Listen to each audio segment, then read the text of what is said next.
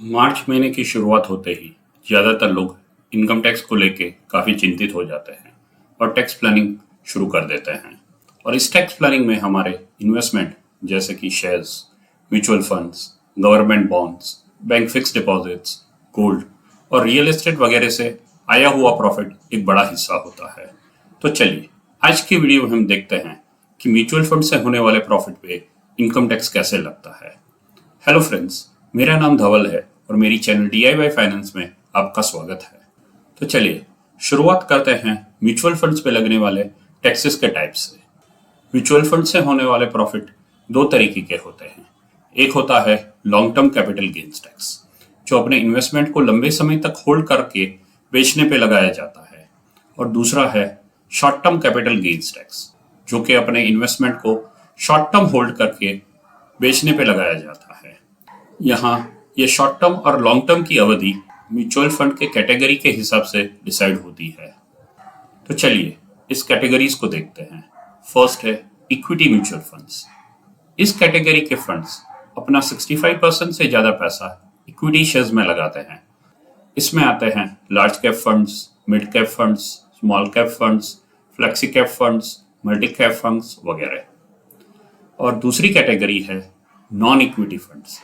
इस कैटेगरी में काफ़ी अलग अलग तरीके के फंड्स आते हैं, जैसे कि डेब्ट funds, hybrid funds, bond funds, arbitrage funds, liquid funds, international funds वगैरह। बेसिकली जो फंड अपना 65% से कम पैसा इक्विटी में लगाते हैं वो फंड इस कैटेगरी में आते हैं। इस फंड कैटेगरीज को देखने के बाद चलिए अब देखते हैं कौन सी कैटेगरी के फंड्स पे कितना टैक्स लगता है। पहले देखते हैं इक्विटी फंड्स के लिए। जैसे हमने पहले ही देखा है, इक्विटी फंड्स पे दो तरह से टैक्स लग सकता है।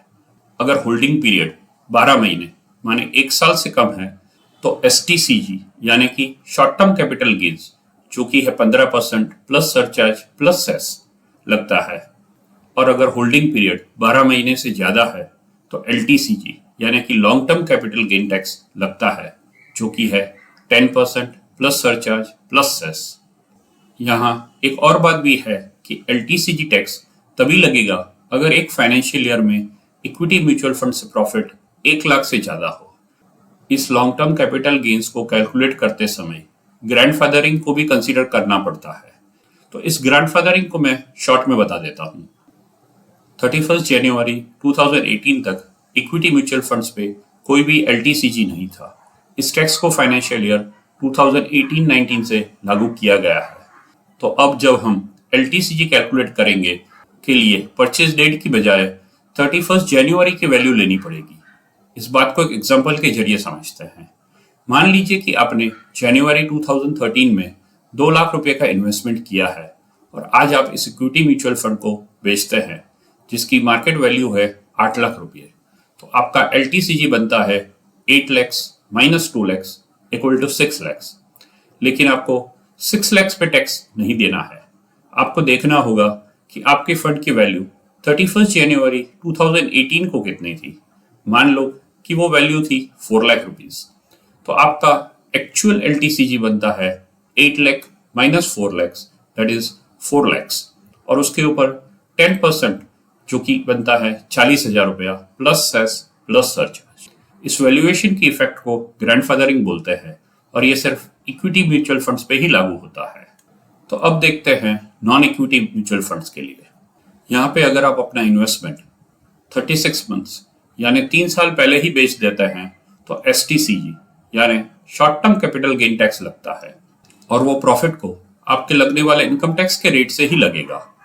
जबकि अगर आपका इन्वेस्टमेंट 3 साल से ज्यादा है तो LTCG लगता है 20% के हिसाब से, और उसमें आपको इंडेक्सेशन का बेनिफिट भी मिलता है। ये तो बात हो गई इक्विटी और नॉन इक्विटी म्यूचुअल फंड्स के बारे में। एक और फंड कैटेगरी जो आजकल काफी पॉपुलर है, जो कि है ETFs। तो चलिए देखते हैं ETFs में टैक्स कैसे लगता है। ETFs ब्रॉडली 4 कैटेगरीज के होते हैं: इंडेक्स बेस्ड ETFs, सेक्टोरल या थीमेटिक ETFs, गोल्ड ETFs और इंटरनेशनल ETFs। यहाँ पे पहले 2 कैटेगरीज यानी इंडेक्स और सेक्टोरल में इक्विटी फंड्स की तरह LTCG और STCG लगता है, जबकि बाकी दोनों कैटेगरीज गोल्ड और इंटरनेशनल में नॉन इक्विटी फंड की तरह टैक्स लगता है। तो अब चलिए थोड़ी और बातों को जान लेते हैं इस टैक्स के बारे में। फर्स्ट, सभी तरह के टैक्स को कैलकुलेट करने के लिए फीफो यानी first in first out system का प्रयोग किया जाता है और ये सिस्टम दोनों तरह के फंड कैटेगरीज को लागू होते हैं। सेकेंड वन, एनआरआईज के लिए टैक्स स्ट्रक्चर थोड़ा अलग है और इसके बारे में हम कभी अलग से चर्चा करेंगे।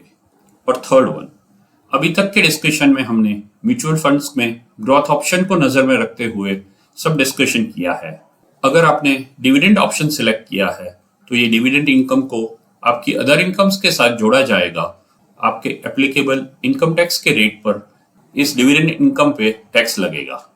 यहाँ मैं फिर से एक बात बताना चाहूँगा कि मैं कोई टैक्स कंसल्टेंट नहीं हूँ और ये वीडियो मैंने एजुकेशन और जनरल अवेयरनेस की पर्पज से ही बनाया है और ये tax rate time to time बदलते भी रहता है। तो मेरी रिक्वेस्ट है, एग्जैक्ट टैक्स इम्प्लीकेशन के लिए अपने टैक्स कंसल्टेंट से सलाह अवश्य ले और अपना इनकम टैक्स टाइम से भरे। अगर आपको ये वीडियो पसंद आई है तो वीडियो को लाइक और शेयर जरूर करें और अगर आपने मेरी चैनल को सब्सक्राइब नहीं किया है तो सब्सक्राइब भी जरूर करें। मेरे पुराने वीडियोस को देखने के लिए अटैच कार्ड्स को क्लिक करें। Thank you.